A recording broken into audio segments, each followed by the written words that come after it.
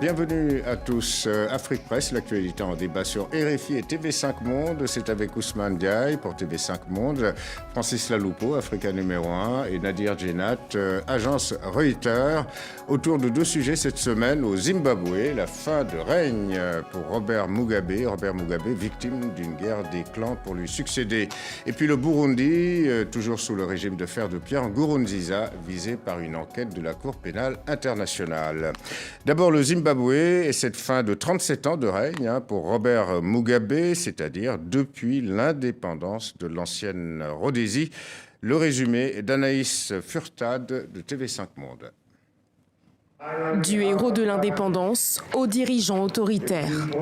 Robert Mugabe, au pouvoir depuis 37 ans, a su imposer un style sans concession. À 93 ans, le plus vieux chef d'État en exercice est un personnage controversé. Il accède au pouvoir à l'indépendance du Zimbabwe. Le pays africain s'émancipe de la couronne britannique en 1980, après 7 années de guerre. À Harare, la capitale, des milliers de personnes célèbrent la levée du nouveau drapeau et leur nouveau héros national, l'un des chefs de la guérilla, Robert Mugabe. Il n'y aura jamais de changement de régime ici. Il y aura toujours le peuple du Zimbabwe au contrôle. D'abord Premier ministre, il devient président en 1987 sous l'étiquette des nationalistes noirs. Il suscite l'espoir en menant des politiques sociales et en tendant la main à la minorité blanche. Un état de grâce de courte durée. Tout bascule en 2000 lorsque son projet de réforme de la Constitution est rejeté par référendum. C'est le début de la controverse. Robert Mugabe devient autoritaire, traité de tyran, de dictateur au Zimbabwe comme à l'étranger. Malgré l'inflation et la pénurie alimentaire qui menacent le Zimbabwe, Robert Mugabe reste populaire auprès d'une partie de la population, car il défend l'idée d'une Afrique capable d'exploiter ses ressources. Notre or est à nous, notre platine est à nous, nos diamants sont à nous, pas aux Américains, pas aux Britanniques. En 2013, il est réélu pour la 6e fois à 61% des voix. Mais ce mandat présidentiel pourrait être le dernier. Derrière l'homme se cache une femme, Grace Mugabe. L'épouse du président depuis 1996 ne fait pas non plus l'unanimité. La première dame de 52 ans est qualifiée d'arriviste assoiffée de pouvoir qui incarne la corruption du régime. Grace Mugabe ne cache plus ses ambitions présidentielles pour 2018. Voilà, au moment où nous enregistrons ce vendredi matin, Afrique Presse, Ousmane Diaye, Robert Mugabe n'a toujours pas officiellement démissionné. En revanche, on l'a vu apparaître en public sans faire de déclaration pour bien montrer que le vieux président est toujours vivant. Alors, le clan qui a pris les choses en main avec les militaires soutient l'ex-vice-président Emmerson Mnangagwa, qui est revenu donc au Zimbabwe ces dernières heures. Ceci n'est pas un coup d'État, affirme son clan. Mais Robert Mugabe a bel et bien été débranché, pour parler vulgairement, et le clan de son ambitieuse épouse, Grace Mugabe, neutralisé, Ousmane. Je sais pas, peut-être que c'est pas un coup d'État, peut-être que c'est un jeu d'ombre. En tout cas, je ne suis pas sûr que l'armée, en tout cas que le clan de Mnangagwa ait totalement pris le pouvoir. Je pense qu'on est dans une phase plutôt de négociation. Comment va se redistribuer le pouvoir, quelle va être la porte de sortie de Mugabe, parce avec des émissaires, avec l'aide d'émissaires du président Zuma, du président sud-africain. Du président Zuma, et d'ailleurs je ne sais pas sur qu'est-ce qu'ils peuvent faire, les pauvres émissaires de Zuma, parce qu'au fond, et c'est ça le plus dramatique, c'est pas une remise en cause du mode de gouvernance de Mugabe, ni une remise en cause du mode de fonctionnement. C'est-à-dire, c'est un problème crypto-personnel de deux clans qui s'affrontent, et l'armée a pris fait cause, apparemment pour le clan du dauphin. Donc c'est terrible parce que au fond, même si Mugabe sort, il va sortir par la petite porte et puis en plus le peuple va être doublement perdant parce que c'est un clan Mugabe qui est remplacé par un autre clan Mugabe. Voilà. Disons donc, Francis, que finalement c'est un sursaut à l'intérieur de la ZANU-PF, c'est-à-dire de ce régime au fond qui est en place depuis l'indépendance du Zimbabwe. Oui, alors ce sont des négociations entre militants de la ZANU-PF. En réalité, il ne s'agit pas d'une faction hostile, je veux dire essentiellement au pouvoir, qui est en train d'opérer un coup d'État. Il s'agit en fait d'un règlement de compte à l'intérieur d'un même parti, d'un même régime. Et tous ces gens ont en partage quand même la mémoire de la Révolution ou d'avoir participé simplement. Ce sont des acteurs de la Révolution, de la libération de la Rhodésie devenue Zimbabwe. Voilà. Donc, ce que disent les militaires? Ils disent, au fond, nous sommes venus restaurer les fondamentaux de la Révolution. Ces fondamentaux ayant été dévoyés par le comportement erratique de Robert Mugabe. Le fait d'avoir limogé son vice-président était une forme, je dirais, d'infraction majeure à la solidarité, je veux dire, qui lie évidemment tous ces acteurs de la Révolution. Et puis il y a eu, si j'ose dire, excusez-moi, le coup de grâce en quelque sorte. Le coup de grâce, évidemment, c'est Madame Grace Mugabe qui a décidé donc de se porter à la succession de son mari. Et il faut dire que pour les vétérans de la guerre de libération, Madame Grace Mugabe est une sorte de pièce rapportée, évidemment, et qui n'a pas justement en partage avec ces vétérans cette mémoire, je dirais, de la libération. Mais ceci n'est pas un coup d'État, mais on est en train d'assister à un coup d'État plutôt sophistiqué. Parce que plutôt que de forcer M. Mugabe vers la sortie, au fond, on est dans une phase, comme vous le disiez, Ousmane, de négociation par étapes, ce qui pourrait finalement amener donc les militaires à déclarer dans quelques heures que M. Mugabe a démissionné, étant donné que aussi, à notre époque, évidemment, il est politiquement incorrect d'opérer un coup d'État, surtout dans une région comme la SADC, où il y a des liens très forts entre les dirigeants qui ont tous, évidemment, participé à la guerre à l'époque contre l'apartheid. Voilà, donc pas de changement dynastique d'accepter par la ZANU-PF. En revanche, donc, ce parti reste le parti, finalement, des anciens combattants, un peu à l'image de ce qu'était l'Algérie post-indépendance. C'est-à-dire, la ZANU-PF est un peu similaire à ce qu'est le FNL, et les anciens combattants ne veulent pas lâcher le pouvoir. Exactement, c'est exactement ce système. C'est-à-dire que le Zimbabwe est dirigé par un conglomérat de personnalités, de militaires, de la ZANU-PF. Et l'objectif pour eux est de préserver les acquis de la révolution. Et, Est-ce qu'il y a des acquis enfin, des acquis et de ce qui a été... en tout cas, leur acquis. Leur acquis personnel. C'est leur bénéfice. Voilà, acquis personnel. Et pour eux, Grace Mugabe n'a aucune légitimité, parce qu'effectivement, elle n'a pas participé à la guerre de libération. Et ce qu'on peut constater aussi, c'est qu'il y a une volonté aussi de ménager Robert Mugabe, pour le symbole qu'il représente. C'est ça. Il faut quand même dire qu'il bénéficie quand même d'une popularité encore dans le pays. Il reste le camarade Bob, comme on dit. Le camarade Bob, et par son passé justement de lutte contre contre le gouvernement britannique, et le symbole qu'il représente, et dans la volonté de préserver justement le régime en place, il y a donc pour les militaires cette volonté de le ménager, de lui réserver une sortie entre guillemets honorable, d'où les négociations actuellement. Voilà, et de ne pas se mettre également à dos la communauté internationale ou l'Union africaine, parce que les coups d'État militaires ne peuvent plus être acceptés, quelles qu'en soient les raisons. Donc finalement, ce putsch ou ce coup de force de palais, ce coup de force de velours, effectivement sophistiqué, c'est sans précédent, Ousmane. Sophistiqué. Dans sa forme. Dans sa forme, c'est sans précédent. Oui. Et puis n'oublions pas, au commencement, les militaires avaient une demande politique très précise. D'ailleurs, c'est après que le discours « oui, on va arrêter les gens corrompus » s'est mêlé pour servir de justificatif à la communauté internationale. Mais au départ, quand le patron de l'armée parle la veille du coup d'État, il a une demande précise, c'est arrêter la purge politique. L'agenda était clair. Donc, qui avait démarré avec le renvoi de l'ex-vice-président. C'est-à-dire, à la base, il y a une conception très, très patrimoniale du pouvoir que tous ces partis libérateurs, entre guillemets, ont de Kemo, c'est le FLN en Algérie, l'ANC en Afrique du Sud, les frères et la ZANU-PF. C'est-à-dire parce qu'on a libéré les peuples de Ian Smith, du racisme, de l'apartheid, nous avons une sorte d'exception démocratique. L'alternance démocratique ne s'applique pas à nous et que nous sommes le dépositaire légal de la volonté du peuple. Le langage de Mugabe est très intéressant dans le verbe.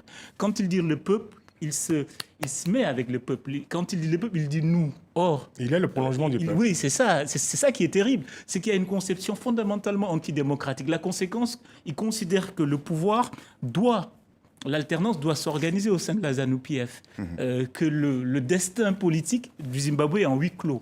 Et c'est ça, je pense, qui a entraîné la dérive de la révolution. Vous avez tellement raison, Ousmane, qu'il y a quelqu'un qui va se poser, finalement, c'est qu'au bout de ce coup d'État qui n'en est pas un, n'est-ce pas, ce coup d'État qu'on peut considérer comme un protocole finalement de sortie de crise, une crise qu'aura provoqué le camarade Bob lui-même. Les choses seront présentées ainsi. Au-delà de cette séquence, la question de l'alternance au pouvoir continuera à se poser dans ce pays. Et comme vous le disiez très bien, c'est qu'un jour, il faudra peut-être étudier, je dirais, les tenants et aboutissants de ces mouvements de libération. Ici et là, que ce soit effectivement en Guinée-Bissau, par exemple, qui sont des mouvements qui, au bout du compte, se sentent dépositaires pour l'éternité du devenir et du destin de leur peuple et de leur pays. En Algérie, l'alternance au pouvoir s'oppose aussi depuis la fin de la guerre d'indépendance et que le FNL règne toujours en maître. Alors, donc, pas de changement de régime, en tout cas en cours au Zimbabwe, comme on peut le constater. Et c'est donc Emmerson Mnangagwa, l'ancien vice-président renvoyé il y a quelques jours, qui refait surface et qui devient l'homme fort de facto du pays à 75 ans, ancien chef des renseignements. Et c'est bien effectivement la preuve que, pour l'instant, à ce stade, il ne faut pas s'attendre à un changement fondamental du régime politique en place au Zimbabwe, Nadir. Effectivement, Emmerson Mnangagwa est très populaire au sein de l'armée. Il bénéficie de soutien très important. Vous l'avez dit, c'était l'ancien chef des services de renseignement.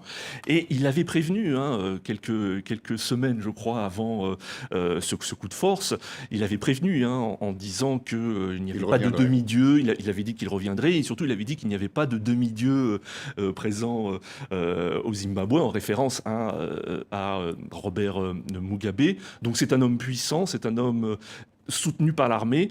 Et moi, je m'interroge maintenant sur ce que peut faire l'opposition. C'est-à-dire qu'il ne faut pas oublier aussi qu'il y a une opposition au Zimbabwe. Il y a un homme en particulier, Morgan Tsvangirai, même s'il était souffrant ces dernières années, je crois qu'il est toujours encore un peu malade. On sait qu'il est rentré au pays, qu'il s'est exprimé récemment. Et je pense que pour l'opposition, la question est double. Est-ce que la transition va être une transition militaire? Est-ce que aussi la ZANU-PF va garder la mainmise sur la vie politique dans le pays? C'est ça. En tout cas, Ousmane, tel que les choses sont parties, on s'achemine vers un pouvoir intérimaire qui devrait être dirigé probablement par cet ex-vice-président Emmerson. Mais effectivement, après, il y aura sans doute des élections.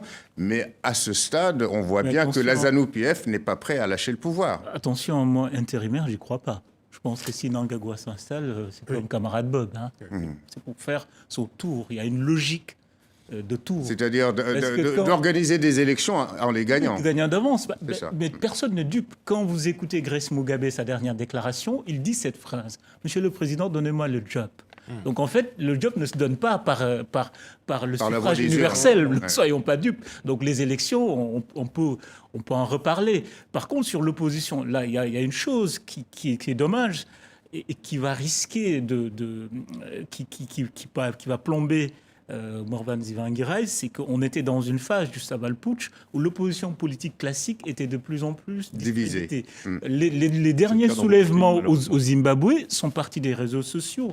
Et des figures d'un mouvement citoyen avait commencé à émerger. Il y a eu des émeutes en septembre, il y a eu des émeutes au mois d'août, novembre de l'année dernière, et c'était pas porté, ça partait pas du MLC, ça partait pas de Tsvangirai, ça partait plutôt de nouvelles figures, des mouvements citoyens. C'est un peu comme ce qui s'est passé au Togo, c'est-à-dire Jean-Pierre Fabre, le leader classique de l'opposition. Le soulèvement n'est pas parti de l'opposition classique, il est parti d'autre part. Donc aujourd'hui, je ne suis pas sûr que Tsvangirai soit en position, en termes d'organisation, en termes de déploiement, en termes de légitimité, de faire quoi que ce soit ou pour faire basculer les choses. Voilà. La vraie question, c'est qu'il Dernier mot, il n'a jamais Francis. eu, je dirais, d'élections crédibles, dignes de ce nom dans ce pays. On a quand même affaire à un système de confiscation du pouvoir depuis 37 ans, et toute opposition face à un pouvoir qui se comporte ainsi, en confisquant le pouvoir systématiquement et en muselant l'opposition, en l'intimidant, en la détruisant parfois, toute opposition s'épuiserait. Il n'y a pas d'espace politique possible pour une opposition. Donc le pouvoir reste verrouillé au Zimbabwe, même si Robert Mugabe venait donc à annoncer sa démission après quelques 37 ans de règne. RFI TV5 Monde, la suite d'Afrique Presse, avec la Cour pénale internationale, la CPI, qui a ouvert une enquête donc contre le régime burundais de Pierre Nkurunziza. Et c'est en relation, bien sûr, avec cette crise provoquée par son 3e mandat présidentiel contesté. On écoute d'abord la réaction de la ministre burundaise de la Justice, Madame Kanyana. Cette décision prise par la Cour dans ces circonstances vient confirmer encore une fois la politisation des droits de l'homme et la justice pénale internationale, ainsi que la tentative de déstabilisation des pays africains. En tout état de cause, le Burundi n'offrira jamais la coopération avec la CPI dans la mise en œuvre de la décision qu'elle vient de prendre à son encontre en violation du statut de Rome et des principes du droit international, et réitère avec force sa ferme détermination à combattre toute manipulation visant à faciliter l'extension du mandat de la CPI sur le territoire du Burundi. Voilà qui est dit. Bujumbura refuse de coopérer avec la CPI, malgré cette enquête qui a été ouverte. Bujumbura a été pris de court par la Cour pénale internationale, puisque cette enquête a, semble-t-il, été ouverte avant l'échéance du retrait du Burundi de la Cour pénale internationale, donc des fameux accords de Rome, et que malgré ce que dit Madame la ministre de la Justice, cette enquête, en tout cas sur le plan juridique, ne serait pas contestable ni illégitime. Ousmane. Oui, mais moi je pense que le problème, il n'est pas juridique, il est politique, et c'est là où elle a raison, la ministre. Pour moi, c'est deux illégitimités qui s'affrontent. Au Burundi, la légitimité du pouvoir actuel est plus que contestable. La Cour pénale internationale, avec tout ce qui s'est passé, toutes les révélations, c'est plus qu'incontestable. Elle dit qu'il y a une politisation des droits de l'homme. Bien sûr qu'il y a une politisation des droits de l'homme, mais une politisation double. Je pense que le régime burundais a bon ton de crier au complot international et que la justice internationale entre dans un mécanisme de complot. On connaît cette ficelle de communication qui est facile et tragique. Ni convaincante. Ni convaincant. C'est un argument couru d'avance. Je pense que si le régime burundais n'avait rien à se reprocher, je pense qu'il ne serait pas aussi gêné et s'empresserait de sortir de tout processus judiciaire. Parce que le plus grave, c'est que ce n'est pas seulement la CPI, ce n'est pas seulement que le régime burundais ne veut pas que la CPI s'immisce, mais aucune autre commission d'enquête ou rien que ce soit. Donc là, il y a un problème. Par contre, je trouve qu'en ouvrant cette enquête, en se précipitant, en étant dans du juridisme et dans une bataille juridique comme ça, la CPI, quelque part, ne sert que le régime en place, parce qu'ils n'ont plus aucune légitimité sur le continent, en tout cas. Alors justement, Francis, beaucoup de monde se réjouit de l'ouverture de cette enquête, notamment les défenseurs des droits de l'homme burundais qui ont multiplié les communiqués. En revanche, les dirigeants africains sont loin d'approuver l'ouverture de cette enquête, à commencer d'ailleurs par deux chefs d'État de la région, à savoir l'Ougandais Yoweri Museveni et le président tanzanien, pour ne citer que deux. Je ne sais pas s'il faut prendre l'opinion des dirigeants africains comme élément d'appréciation. Mais cette opinion compte, Francis. Oui, elle compte aussi. Elle compte aussi. Mais ce qui compte surtout, ce sont les faits. Ce sont les faits, parce qu'il faut quand même aller à l'origine de cette crise qui a été déclenché du fait d'une interprétation subjective de la Constitution par M. Pierre Nkurunziza pour se représenter pour un troisième mandat qui était fortement contesté par l'opposition. 2 ans plus tard, nous avons au bas mot 2000 à 3000 morts, des dizaines de milliers de citoyens burundais déplacés dans les pays voisins, aujourd'hui dans des camps de réfugiés. Nous avons une série d'exactions, de tortures qui ont été documentées par des enquêtes à la fois de l'ONU et également de certaines ONG. Enquêtes évidemment contestées par le pouvoir burundais. Nous avons aujourd'hui, à Bujumbura, quotidiennement, des violences qui sont commises. La moindre des choses, quand même, c'est qu'il faut une réponse. Cette enquête se justifie, je vais vous dire pourquoi.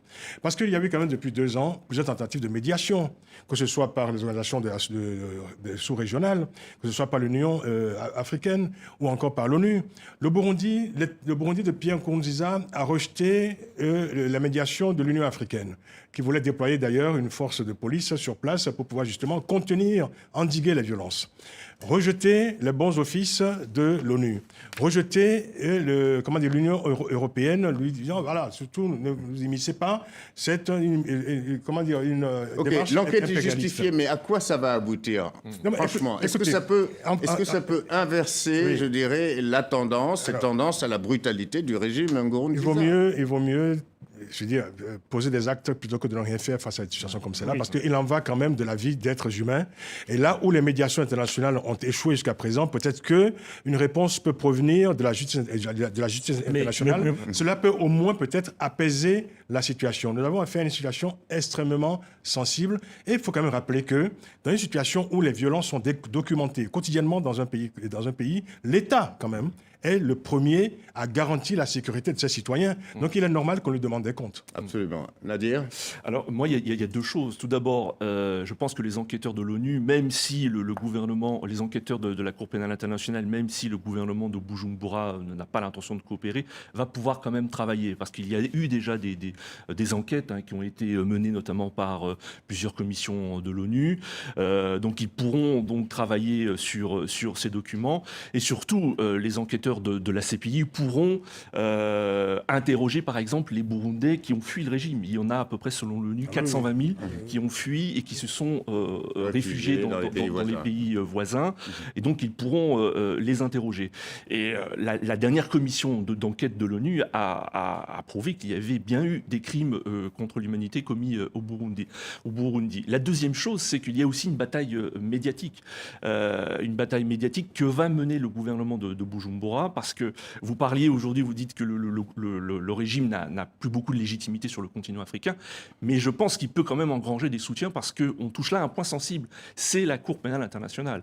Juste un fait, c'est depuis son entrée en fonction en 2003, les magistrats de la CPI ont ouvert 10 enquêtes dans 9 pays, dont 8 sont en Afrique. Donc il y a vraiment ce sentiment en Afrique que c'est une cour qui ne juge que les Africains, les dirigeants africains, et c'est une cour qui est quand même... C'est un fait. Mais je pense que le gouvernement du Burundi peut jouer là-dessus en essayant d'engranger des soutiens. Alors au-delà, est-ce que Ousmane Diaye, non mais concrètement, Ousmane Diaye, est-ce qu'à court terme, est-ce que dans l'immédiat, maintenant que cette enquête est publique, est-ce que ça va, oui ou non, freiner les exactions du régime burundais, du régime Nkurunziza? Je crois pas. Pourquoi? Parce que c'est une sorte de tentative de rattrapage un peu désespérée. Je m'explique. C'est-à-dire, Francis disait que c'est mieux que rien. Ce qui est terrible, c'est qu'on en est là. Il ne faut jamais oublier que quand il fait son coup de force, on partait d'où? La communauté internationale envisageait de mettre en place une force d'intervention. Donc, on part d'une logique d'intervention armée pour le stopper à une logique, on essaie de mettre une pression politique dont je doute de l'efficacité. La seule efficacité que ça peut avoir, ça peut empêcher de façon très pragmatique et concrète à certains barons du régime de voyager. Et puis c'est tout. Et encore, parce que quand même, on voit que certains États n'appliquent pas le principe. En tout cas, la réaction il voyage. En tout cas, la réaction de Bujumbura, c'est le bras d'honneur. La réaction de Bujumbura à l'ONU et à la CPI, ce sont les manifestations chaque semaine. semaine à Bujumbura pour vilipender l'ONU. C'est le bras d'honneur permanent au monde entier. C'est-à-dire que le Burundi, aujourd'hui, de Pierre Nkurunziza, est seul contre le monde entier. On peut pas... Il y a quand même des soutiens africains. Il y a quelques pays qui le soutiennent. Je peux vous citer 2 ou 3 pays. Vous verrez évidemment quelle est la culture politique de ces États-là. Et vous verrez bien que... Je ne pense pas que Kabila ait intérêt à ne pas le soutenir, par exemple. Donc, je vous renvoie à la culture politique de M. Kabila. La Tanzanie. Écoutez, mais c'est de la réelle politique. Ils sont tous en bonne compagnie, si je puis dire. Hein.